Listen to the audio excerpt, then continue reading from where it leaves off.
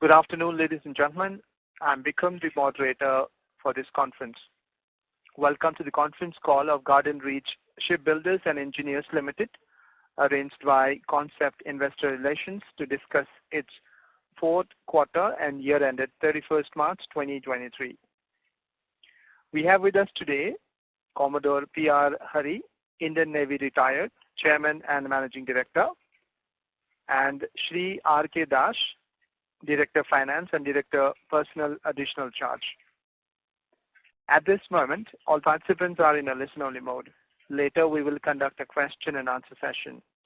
At that time, if you have a question, please press star 1 on your telephone keypad. Please note this conference call is being recorded. I would now like to hand the floor over to Commodore P.R. Hari, Chairman and Managing Director. Thank you, and over to you, sir. Thank you, Vikram.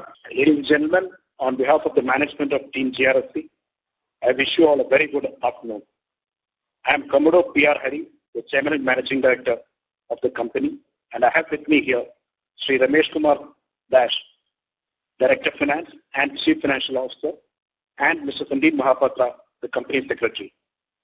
Let me at the outset welcome you all to this call to discuss the financial performance of the company for the quarter ending and financial year ending 31st March 23. I am sure that you are all familiar with the operations and the functioning of the company since we have interacted through Concalls and in physical mode over the last 1 year.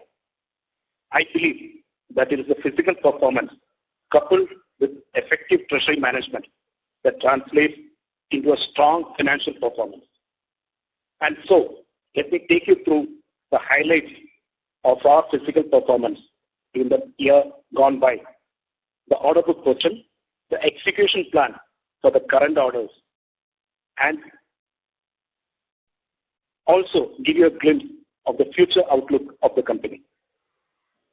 We started the last financial year, that is FY23, with an order book of rupees 24,147 crores.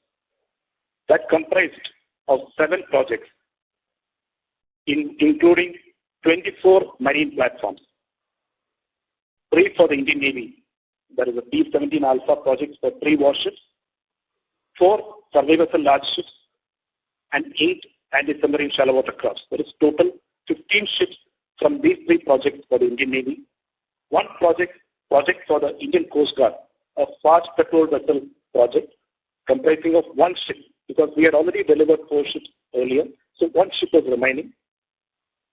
A project for the government of West Bengal, an electric ferry, we call it the next generation electric ferry. 1 project comprising of 6 patrol boats for the government of Bangladesh, and another export project for the Cooperative Republic of Guyana, a passenger cum cargo vessel. So total 7 projects, 24 marine platforms. Of these, we have completed 2 projects. The fast patrol vessel project for the Indian Coast Guard, we delivered this ship on 31st of December last year, 31st December 2022, as against a contractual date of 31st January 2023. That means a month ahead of schedule. We also delivered the passenger cum cargo vessel for the government of Guyana on 10th of December 2023, as well ahead of schedule. In addition, we have completed 7 launches. Now, launch is a very major production milestone in the construction cycle of a warship. So we completed 7 launches during the year gone by, that is FY23. 1 fast patrol vessel, 1 ocean-going vessel, 2 anti-submarine shallow water crafts, 2 survey vessels, and of course the prestigious P-17 Alpha, the second ship of the P-17 Alpha project. In addition, we also laid keel for 6 ships, that is 5 anti-submarine shallow water crafts, and 1 vessel for the government of West Bengal, the next generation ferry. As mentioned, of the 7, we have completed 2 projects during the year and shall now brief you regarding the status of the ongoing projects. The P-17 Alpha project is now at a phase where the physical construction is reaching its mid-project phase. The first ship, we already completed 50% of construction. The second ship following closely with around 45% of construction, and the third ship chugging along fast at 30% of construction. We intend delivering these ships commencing mid-2025 and should complete the delivery of these ships during mid-2026. Coming to the survey vessel large project, the first ship has already achieved plus 80% physical construction. The second ship following very, very closely with over 70% construction. The third and fourth ships with 55 and 40% of physical construction. Of these, the first ship is now at the trial phase, and we intend delivering this ship this year. The last of these ships, which I have mentioned, that has now touched a physical progress of around 40%, shall be launched during mid-June this year. If you look at this project as a whole, as I had mentioned, the first ship delivery will commence this year, and we should complete this project during the next year, that is 2024-25. Now coming on to the anti-submarine shallow water craft project, we have already launched 2 of these ships, and both these ships have touched plus 50% of physical progress. The third ship is planned to be launched during mid of June, and the delivery of these ships are planned between 2024 and 2026. The next generation ferry that we are presently building for the government of West Bengal, we intend delivering this ship during the Q3 of the current financial year, targeting November for delivery. And the last project, there is the Bangladesh boats, the patrol boats for the government of Bangladesh. We intend delivering these ships during the current financial year. The last financial year ended with an order book of rupees 25,111.29 crores. How the figure has gone up is through a contract conclusion that we achieved with the Indian Navy for 4 in number next generation ocean-going patrol vessels. We concluded the contract with Navy on 30th of March 2023 with an order value of approximately 3,500 crores. Product diversity has been our USP, unique selling point, and with our products ranging from warships to Bailey-type portable steel bridges to marine diesel engines, we have taken this level of diversity to another level, having concluded a contract with the Indian Navy for provisioning supply of 10 naval standard guns, 30 mm naval standard guns, with an order value of around 250 crores. This contract has been concluded very recently. Coming to the Bailey Bridges segment, as I had stated during our earlier interactions also, we own around 60 to 65% of the Indian market. And last year, we had concluded an MOU with the Border Roads Organization, one of our major customers, for 30 modular bridges. And this year, on 7th of May this year, we have signed an MOU for another 30 bridges. In addition, during the last financial year, we have been accorded the Green Channel certification, the only Indian organization manufacturing Bailey bridges to be certified by the Quality Assurance Organization of the government. In this segment, we are also executing an order for the government of Bangladesh for modular bridges. On the marine diesel engine segment, hitherto we have been only assembling, testing, and carrying out trials of diesel engines. These engines come in semi-knockdown or fully knockdown condition from our partners, and we used to assemble these engines, test them, and hand over to the customer. In the last year, we moved a step ahead and concluded an MOU with the Rolls-Royce for localization of high-speed engines. We expect good once this MOU is translated into a license agreement, as these engines are in high demand for our major customers, that is the Navy and the Coast Guard. Another vertical that we have been providing impetus over the last year and a half to two is on ship repairs. We have taken over 3 dry docks from the Kolkata Port Trust during end 21, and these 3 docks that we have taken over from KOPT, that's the Kolkata Port Trust, have been almost having 100% occupancy, and we have been carrying out the refits of Coast Guard ships and commercial vessels in this facility. Going forward, our aim is to consolidate the strength that they have from a very healthy order book and conclude and execute the existing orders with the last order, that is the next generation ocean-going patrol vessel, by FY29. And while we execute these orders, also bid aggressively to get new orders that are on the anvil. Having covered our physical performance, I shall now share the highlights of our financial performance. We have recently declared our audited financial results, and I'm really happy to inform you that in terms of financial performance, FY23 has been the best ever in the history of our company. The revenue from operations have gone up by over 45%, that is 45.7%, from 1754 crores during FY22 to 2561 crores during FY23. And so has the total income gone up from 1918 crores to 2763 crores, with the EBITDA going up from 294.88 crores to 351 crores, registering a growth of 19%. The PAT going up from 189.53 crores to 228 crores, that is a growth of 20%.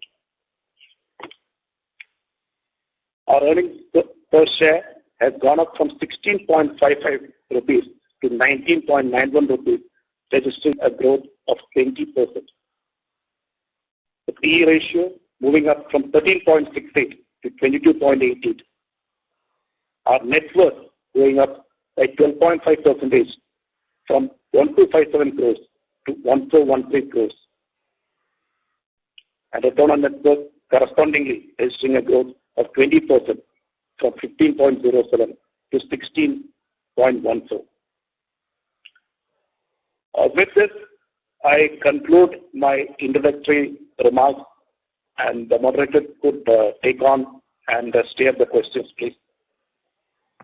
Thank you very much, sir. Ladies and gentlemen, we will now begin the question and answer session. Anyone who wishes to ask a question may press star and 1 on their touchtone telephone.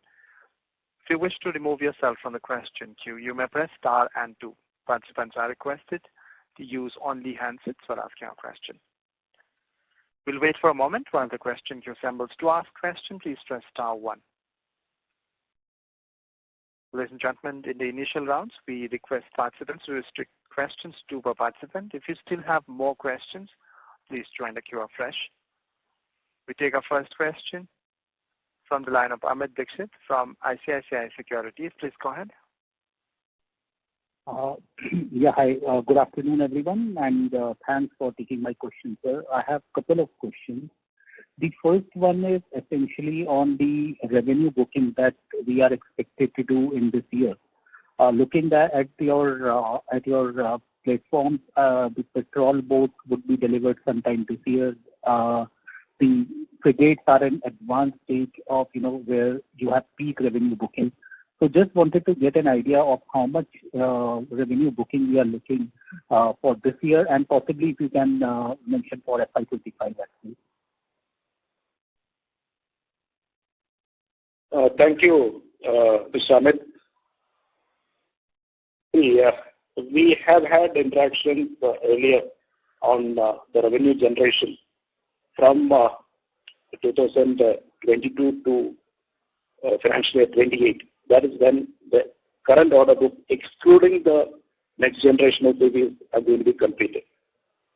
Now, in the last year, when the projects had with the delivery of 2 ships, that is the vessel for the government of Guyana and the hospital vessel, and with the other projects reaching a level of production maturity wherein the equipment going, we have registered a growth of around 45.7% and recorded a revenue of 2,561 crores.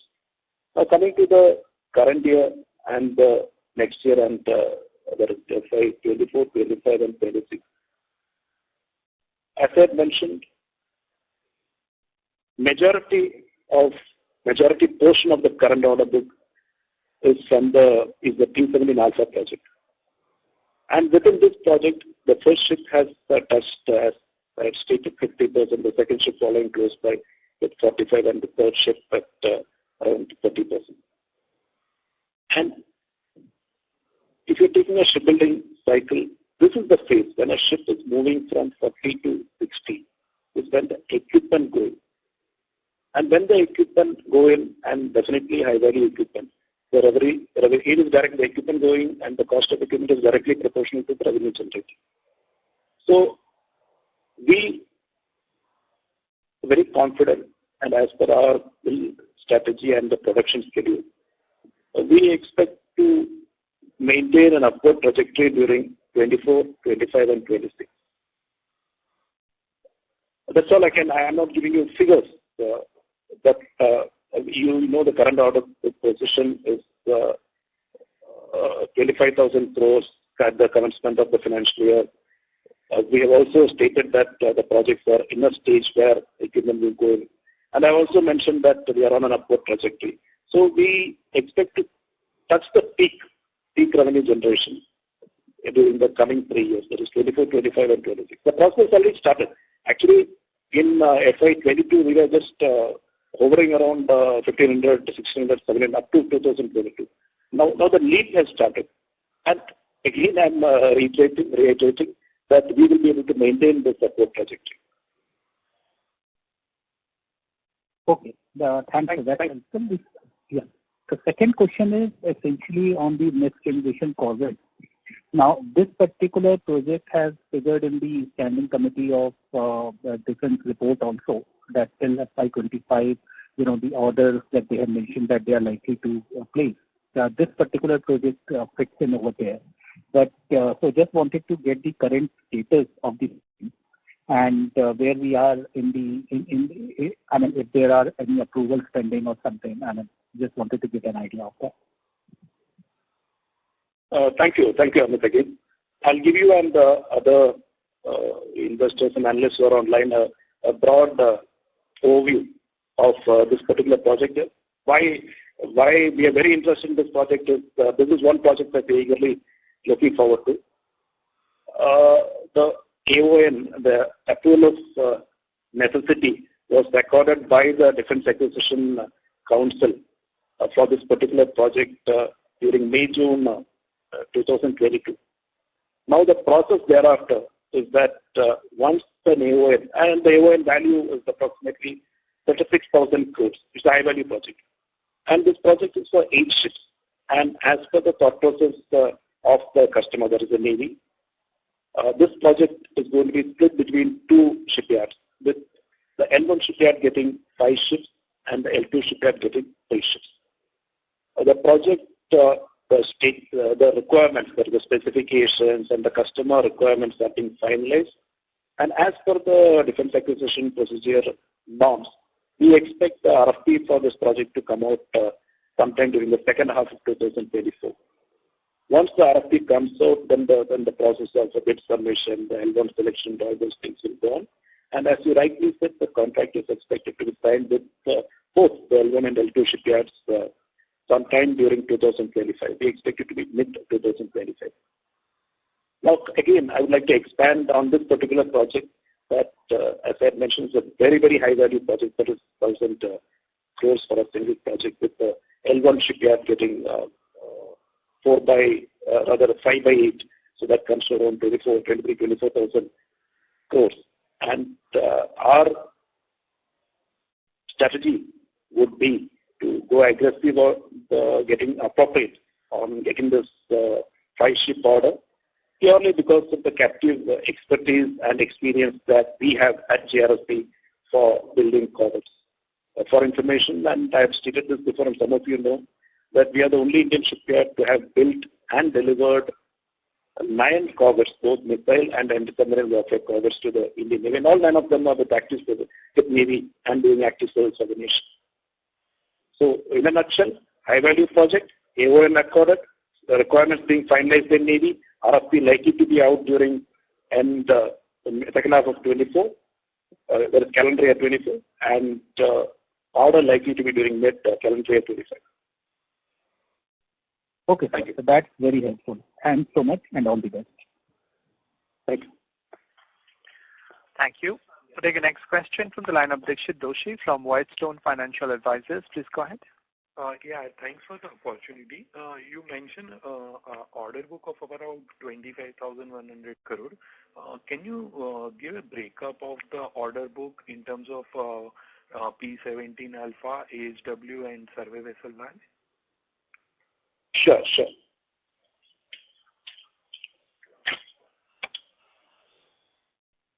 Yes, let me just go through the figures. Yes, the order book value is 25,111 crores, and this comprises of 4 survey vessels large, P3, P17 Alpha, and 8 anti-submarine shallow water craft, and of course 4 next generation OPVs. So for the P17 Alpha, we have around 14,000 crores. That is 47% of the order is from the P17 Alpha project, and the other 3 projects put together, and of course the miscellaneous orders, come to balance 53%. The survey vessel large project, we have 1,470 crores, and the anti-submarine shallow water craft project, we have around 5,500 crores, and the NTOPV project, a recently concluded contract, we have around 3,500 crores. This is the breakup if you are speaking about the high value items. P17 Alpha, around 14,200 crores, the survey vessel around 1,470 crores, the anti-submarine shallow water craft around 5,500 crores, and the next generation ocean patrol vessel 3,400 crores. Okay. I hope. Now, second question is, obviously you touch upon that over next 3 years we will see the upward trajectory of the revenue. But just to see, so basically P17 Alpha and ASW are up for delivery over next 2.5 years. So is it fair to assume that at some point of time we can do almost like 5,000-6,000 crore of top line over next 3 years in any particular year? See, first point I would like to clarify is that the survey vessel deliveries will start coming from this year. But as you can see, survey vessel, we are just left with around 1,400 crores, all 4 ships put together. And P17 Alpha, we have around 14,000 crores left remaining in the order book, and the anti-submarine shallow water craft around 5,000 crores. Now, coming to the deliveries, the survey vessel project will finish between FY24 and 25. The ASW shallow water craft deliveries will commence from FY24 and move on till FY27. And the P17 Alpha, the delivery will commence because there are only 3 ships, of course, high value, very, very high value ships.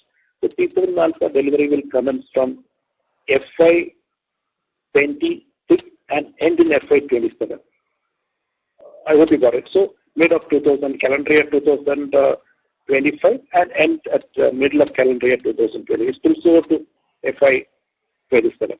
So yes, there is a definite possibility of the order book touching the figure that you mentioned, if you apportion the order book value that is remaining. And this could be in 2020, that is FY25 or FY23. Okay. And my last question from my side, on the recently received order of 30 naval surface gun. So I think this is the new area where we are entering this year.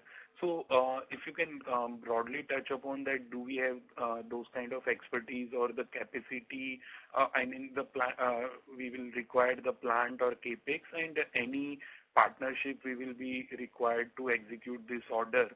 And if you can just touch upon the execution timeline and margins in such business. Okay, thank you. Thank you again, Mr. Joshi.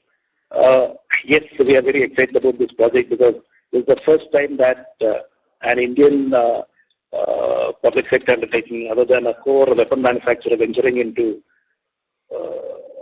gun manufacturing. And we have made a tagline from warships to weapons. That is our new tagline now. Here, this is the part of the government's thrust on indigenization.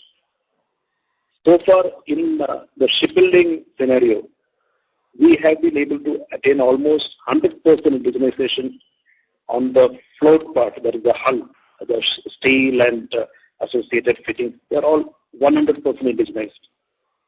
Coming to the move part means the propulsion systems, maybe we are at around 60 to 65%. And the fight part. Fight is where the weapons and sensors come, where we as a nation was lagging behind, and the thrust of the government has been over the last few years to provide an impetus to integration in this front also. This is one of the initiatives that the government has steered, and we have definitely moved ahead in this direction, and we have concluded a contract, as you mentioned, for 30 guns, 30 Naval standard guns for the Navy. The first order is for 10 number guns, and yes, we are collaborating with a reputed OEM for this project. And since you asked about the execution timeline, it is between 12 to 18 months. We intend to complete this project between 12 to 18 months. And here again, business opportunities are huge, because once we indigenize this product, and considering that the government thrust is on indigenization of weapon systems, after this project is executed, we expect future orders in this line. Project execution time, 12 to 18 months. So any more? And we should also ask, sorry, I missed an answer. You asked about the margin. Margins are between 7 to 8%. Okay. And any other, defense manufacturing we are targeting? Anything on the ammunition or any more defense equipment? I think we have our plate full. We are one of the biggest defense manufacturers building warships for Navy and Coast Guard. With 106 warships only to Navy and Coast Guard. So I think our hands are full. And of course, we are also providing these portable shield bridges to the Army and the Borrowers Organization. Now this gun, and also we have already diversified into deck machinery that is fitted on board the warships. And definitely, I had mentioned earlier during my introductory remarks on the marine diesel engines, the high-speed diesel engines, which are again used on board warships. So I feel we're limited to this at this moment, and unless some new technology comes in, we will definitely explore such opportunities also. Okay. That's it from my side. Thank you. Thank you. Thank you. A reminder to participants, if you wish to ask a question, please press star and 1 on your touchtone phone now. Take a next question from the line of Harshit Kapadia from Elara Capital. Please go ahead. Thanks for the opportunity, sir. Just a few questions from my side. I just missed your initial part. Can you highlight what is the order info pipeline for GRSC?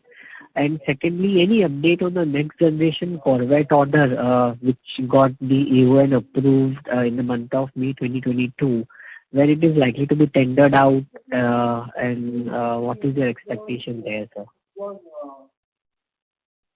Thank you, Mr. Harshit. I had mentioned this earlier. I'll first come to the next generation corvette.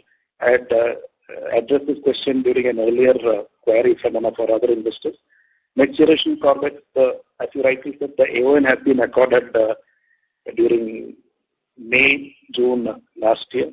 Right now, the technical requirements are being finalized by the Navy, and this is a project for around 36,000 crores for 8 warships of the Corvette Club. And we expect the RFP to come out during the end of calendar year 2024. And the contract with L1 and L2 bidders would be, and this project of 8 ships is going to split between 2 shipyards, with the L1 shipyard getting 5 ships and the L2 shipyard getting 5 ships. And the contract is expected to be signed during 2025 calendar year. Now coming to the order book, you must have already listened that the order book stands at 25,111.29 crores at the end of the last financial year. And now, since you asked about the order pipeline, what we expect or what is on the anvil. 14 fast patrol vessel project for the Indian Coast Guard. The RFP is already out, and soon we would definitely be submitting our bid for that. This could be in the tune of plus 1,000 crores. And 6 ocean-going patrol vessels for the Indian Coast Guard. Again, the RFP is out, and we'll again be submitting the bid for this. And 2 more projects. One-off project for Coast Guard for a cadet training ship, and a project for the NCPOR, that's the Polar and Oceanographic Research Center. This comes under the DRDO. They also come out with a one-off ship, a research ship, polar research ship, which the order value could be between 750 to 1,000 crores. So these are the 4 RFPs which are live as of now. And of course, the next generation Corvette, which I just which is in the offering maybe in 24, then second half of 24, the RFP come out. Navy has already come out with an RFI for 21 waterjet FACs. The response has been given by all of us as in the 4 different shipyards, the Coastal Shipyard, the other private players. And we expect the RFP to come out in 2024. 2 multipurpose vessels from Navy, RFP likely to come out in 2024. Order value could be in the range of around 1,500 crores. 120 fast interceptor crafts, again for the Indian Navy. RFP expected 2024-25. 5 next generation survey vessels. This is similar to the survey vessels that we are currently building. These ships could be with some more advanced features. That's why they're called next generation survey vessels. RFP likely to come out in 2025. A hospital ship for the Indian Navy. RFP expected 2025. 18 next generation fast patrol vessels for the Indian Coast Guard. 25-26 RFP could come out. And 22 interceptor boats for the Indian Coast Guard. RFP expected in 2025. So this in a nutshell are the orders that are on the anvil. Others could be between any of the capable and qualified shipyards among the names that I mentioned. And sir, what about the landing platform dock, sir? Yes, there are 4 landing platform dock. This again is a high value order. Could be in the range of between 25 to 30,000 crores. The RFP is expected in 2025-26. Yes, I had missed that. So these are the RFP which are in the pipeline over the next 2 to 3 years. And so what has been the key reason why we are not able to scale up our EBITDA margins despite our revenue rising to an all-time high in FY23? So if you can share something, it would be really helpful, sir. See, if wishes were houses, if the EBITDA margin is directly proportional to revenue from operations, I should have had a 44% EBITDA margin. So, and even I would love that. But please understand that shipbuilding, I have explained this before, shipbuilding is a process where the margins are relatively in the range of 7 to 10%. Now, in case of shipbuilding, I'm now not speaking about EBITDA margin, I'm speaking about the PAT margin. If the PAT margin is between, rather anything plus 7 to 7.5, it is considered good. Now, coming to GRSE, GRSP currently has got, I'm not speaking about small orders which will not have a consequential effect on the overall order book or the revenue. Let me take the 4 projects that we are executing, major projects. There is the P17 Alpha, the survey vessel, the anti-submarine shallow water craft, and the NGOP.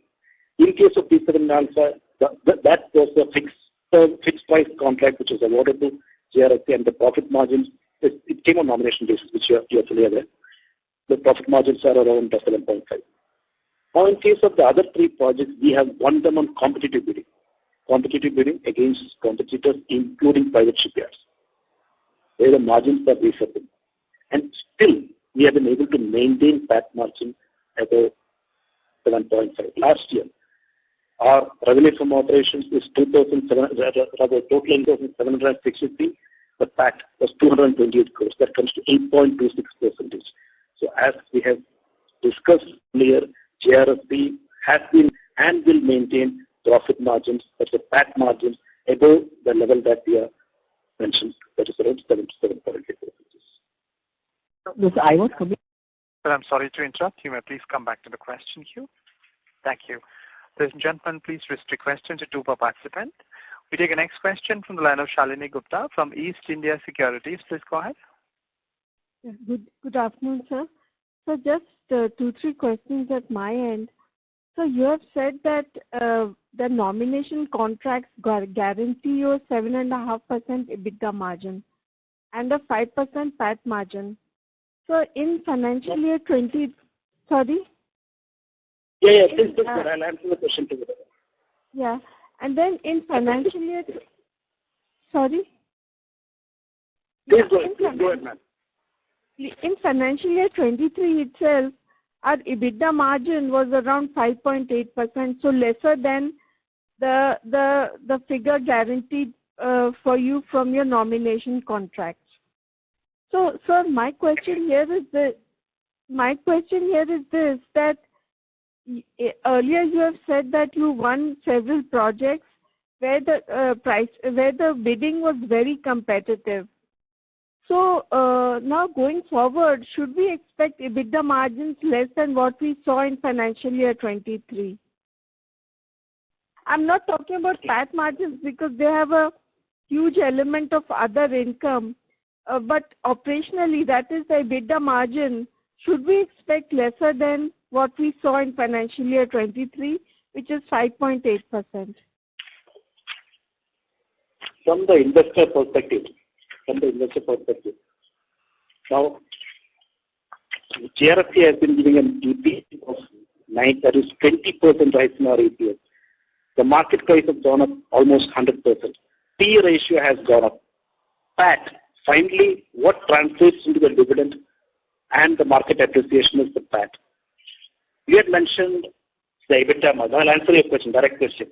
EBITDA margin for financial year 2023. GRSP's total income, 2,763 crores. EBITDA, 350 crores. 2,763 by 350 translates to 12.7%. So the EBITDA margin is not 5.5. It is. So it does not include other income. One second, ma'am. Now, you will say other income. What is other income? I had mentioned at the beginning, how does the company function successfully? It's through effective treasury management. Other income is operational capital. That is what we use for running our projects. If we do effective treasury management of that amount, how can it be taken out of our EBITDA? How can it be taken out of our operational income? So there is a special reason for this. The reason is that the other income comes from a body of revenues which will go out of your book once your large projects like the P17 Alpha are completed, because the P17 Alpha projects will peak somewhere in 2025-26, and thereafter the large portion of other income will come down. That is the way the contracts are structured. That's what I've understood. So that is why we are always focused on on EBITDA without the other income? What should I would not contest that, but when it's a cycle. When P7 Alpha gets completed, the GRC is not going to end. When P7 Alpha gets completed, some other project will come in. High value projects will come in. That's all we all exist for. And the second part is the PAT, which again translates into the dividend, is increasing. We have registered over 20% growth from the last year. So I can only say that these are the values that are available. And other income, I reiterate that other income, suppose if we do not do effective treasury management, would we be able to generate so amount from our working capital? We would not be. Yes, when this gets into production and when it is utilized for the project, more operating and our operating income automatically increases, and more projects will come. So I do not agree that the EBITDA margin is 5.5%. We are very, very confident, and I reiterate the fact that the EBITDA margin is 12.7%, and the PAT margin, of course, it is 8.26% as I mentioned. Thank you, ma'am. Thank you. We take the next question from the line of Umesh Raut from Phillip Capital. Please go ahead. Good afternoon, sir. Thank you so much for the opportunity. My first question is more of structural in nature. So if I look at medium to long-term pipeline, I observe about 5 to 6 large marquee projects coming in from the Indian Navy. So whether it is next generation destroyer, next generation frigate, next generation corvette, submarine, LPDs. So basically, in your view, how Indian Navy will prioritize in terms of acquisition pipeline within all these projects, considering that they'll certainly have a funding constraint as well? Thank you, Mr. Umesh. Yes, there are high-value projects that are coming in. One of them, that is the NG's next generation corvettes, maybe has already got an AON. And like I mentioned, that it's around 36,000 crores. I had deliberately not touched upon the next generation destroyer project because it is still in really good form. We expect it to get crystallized. The project could get crystallized in the coming year, and thereafter the RFP will come out. And also coming to the other major projects, high value. I'm only speaking of the high value projects that are going to come from the Navy. One would be the landing platform dock, LPD. So these are the 3 high value projects that are going to come out from the Navy. And if you're looking at medium value projects, we have a project of 5 next generation survey vessels. It could be in the range of around 3,500 to 4,000 crores. And on a similar line, even Coast Guard has got a high value project of 18 next generation petrol vessels coming up.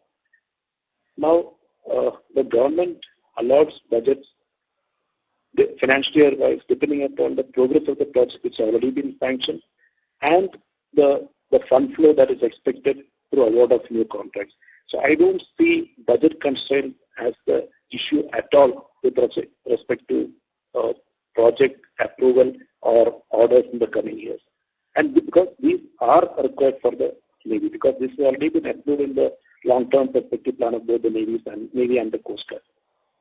Now, coming to there is GRC's stake in that.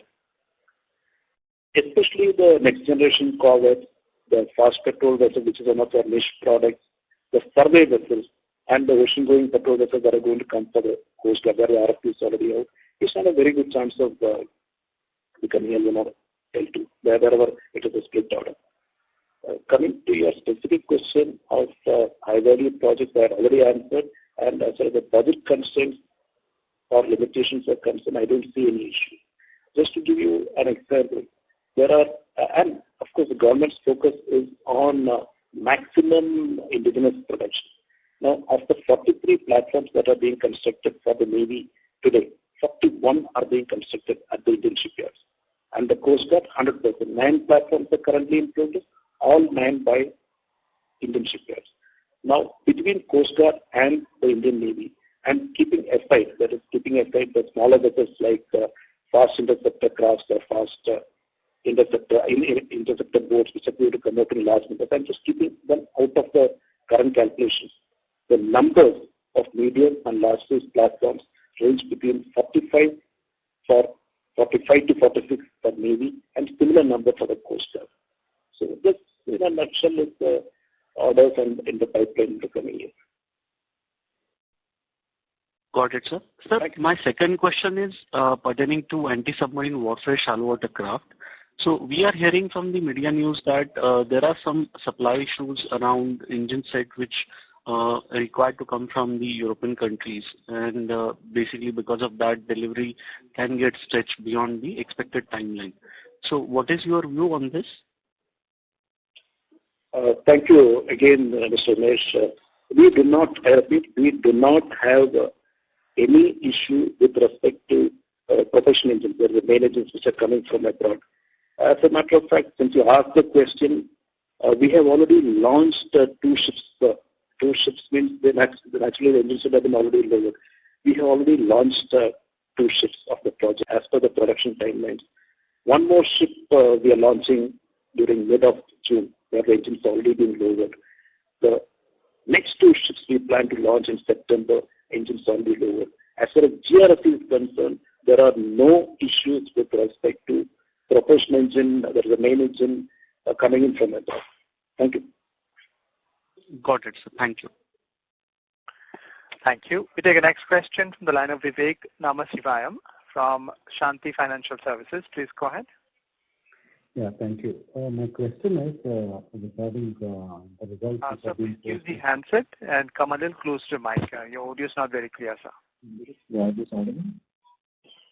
No, sir, please use the handset. Yes, yes. I am on handset now. Is it better? Yes, please go ahead. Better? Yeah. So, yeah, thank you.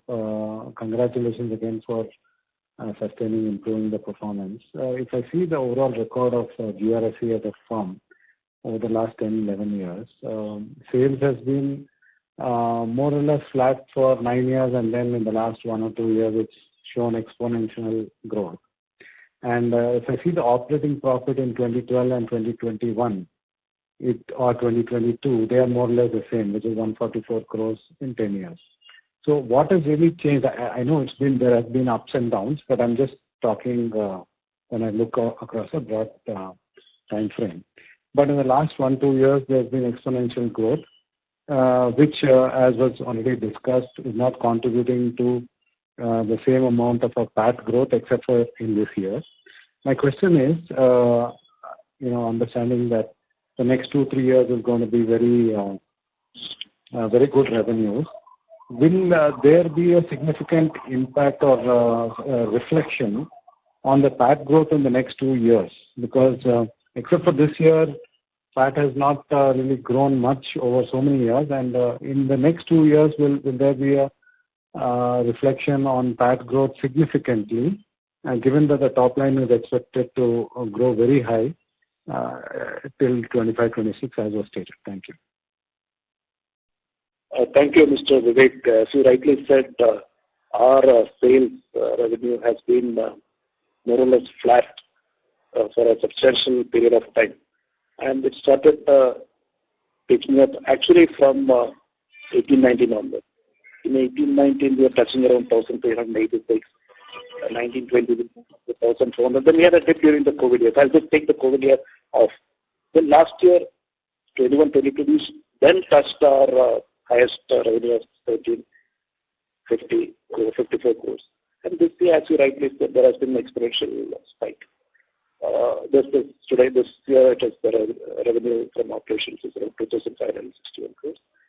And if you just take PAT, this is revenue from operations. PAT then 18-19 was 109, then 163, then 189, and 228 now. Now, why the spike has occurred? I'll first answer the question, then come on to your specific question on maintainability of PAT. Why has the order or sales gone up? Why has the PAT correspondingly increased? We have an order book. We had an order book of plus 20,000 crores from 2000, that is FY16 itself. But in shipbuilding, translation of an order book into revenue recognition happens at a certain phase. After FY16, then we got two more projects during FY19, that is anti-submarine aircraft and survey vessel large projects. Now, if you're looking at revenue recognition, that it peaks when a ship touches between 40 to 60% where the equipment go in, high-value equipment go in, and they are buttoned up on board and so on. So, considering the project maturity at this stage, with the first of the P7 Alpha ships bang in the middle of that phase, that is 50%, the second ship just creeping into that phase, and the third ship following. We are actually in a phase where, and of course, followed by the other smaller projects, that is anti-submarine shallow watercraft. One of the ships has crossed that phase. Answering the previous query, I had stated that we just got about 1,400 crores left in the order book for the survey vessel project, and around 14,000 crores in the P7 Alpha project. Yet, the revenue will peak during the next 3 years, that is by 24, 25, and 26. Now, coming to your question, the path will definitely increase. We expect to maintain a CAGR, similar CAGR over the next 3 years with respect to PAT. I'm not assuring any exponential price, but we can assure a CAGR of what has been maintained so far between 18, 19 and 20 to 23. We'll maintain that for the next 3 to 4 years. Thank you. Thank you, sir. So, if I'm allowed, just one more question. Now, you are the leading shipbuilding organization in the country. Let's suppose, and business is divided across the various shipyards. Is it possible that if there are very, very bulky orders which need to be delivered in a short time frame, the organization has sufficient scale to be able to manufacture as per the needs of the Navy? Is it possible, or you can only do as much as capacity that you have? Thank you. Thank you. Thank you, Mr. Vivek. Very interesting question. JRSC has, some of you are aware, some of you may not be aware. JRSC perhaps is a very unique shipyard where we have 3 independent, fully independent shipbuilding facilities, with all based at Kolkata, and all of them have captive shipbuilding infrastructure. With 2 of these facilities fully capable of end-to-end production. When I see end-to-end production means from plate cutting to delivery, with adequate number of dry docks, because in shipbuilding the major requirement are dry docks and building berths. Adequate number with enough length and breadth and displacement capacity is available with us here. In addition to that, the moment we decided that we will be venturing into shipbuilding, we did not want to dilute our shipbuilding captive infrastructure. So we immediately went in for long-term strategic lease with Kolkata Port Trust for additional 3 docks. What I'm trying to convey is that we did not want to dilute our shipbuilding progress. So as far as the capability, capacity, and the infrastructure and facilities are concerned, there is no shortage. We'll be able to meet the Navy's and other Coast Guard's requirements. Now, the capacity of the shipyard is assessed regularly by the customer. They have a structured system for assessing the capacity of the various shipyards, including by every shipyard. And whenever they order, that is always placed after assessing this capacity, and that's why we have been getting these orders. Now, coming to that point and answering your question, yes, we will be able to meet the needs and requirements of the customers. Strategy. Now, adding on to this particular answer that I gave, as a strategy to facilitate concurrent construction. Now we are executing a project, 8-ship project for anti-submarine shallow watercraft for the Navy. We, as a strategy, have gone into a PPP model with one of our private friends, private partners, and we have made a partnership model with them, wherein part construction is being done at this particular shipyard. So that will enhance the production. So as far as captive capacity, absolutely no issues. To enhance the pace, we will be going for partnerships also. Thank you. Thank you, sir. Thank you. Thank you, Mr. Gupta. Thank you. We take next question from line of Harshit Kapadia from Elara Capital. Please go ahead. Yeah, thanks for the question again, sir. Just wanted to check what is the cash on balance for GRSC, your own cash on balance? 1 second, please.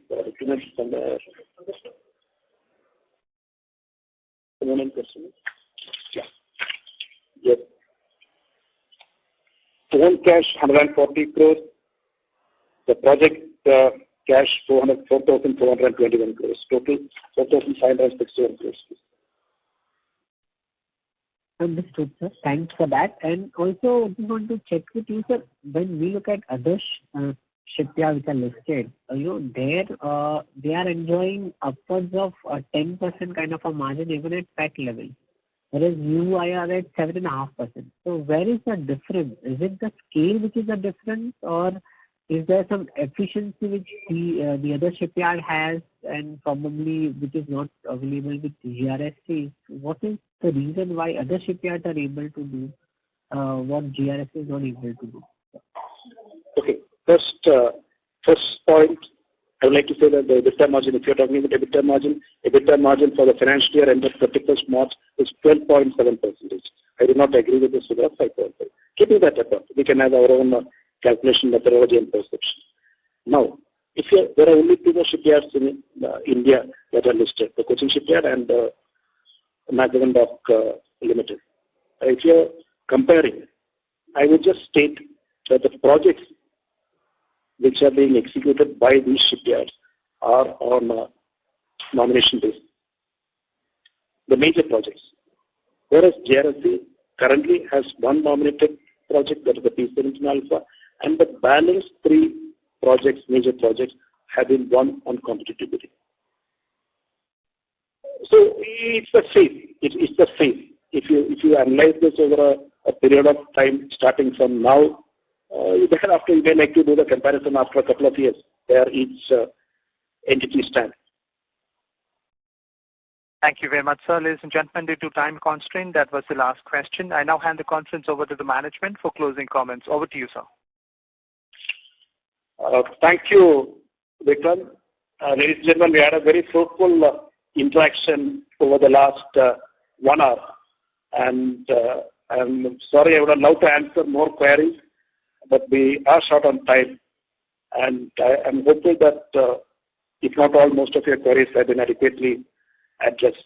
We intend to leverage the strength of our healthy order book and focus on timely execution of the ongoing projects.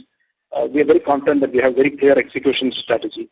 Shall also be focusing on product diversification. We already started the process and we'll further consolidate on this along with the new technology adoption.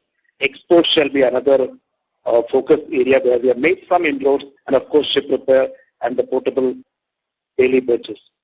I would like to close by again bringing up the issue of margins, which we have been battling with margin perception over the last few interactions. And my sincere request to the analysts especially is that the profit after tax is increasing steadily. Second, what you talk about other income has been generated through effective treasury management from our own working capital. Once we both are on the same page, perhaps we'll have a clearer understanding about each other. Thank you, and thank you once again for sparing your valuable time to attend this Concall. Thank you. Thank you very much, sir. Thank you, gentlemen of the management.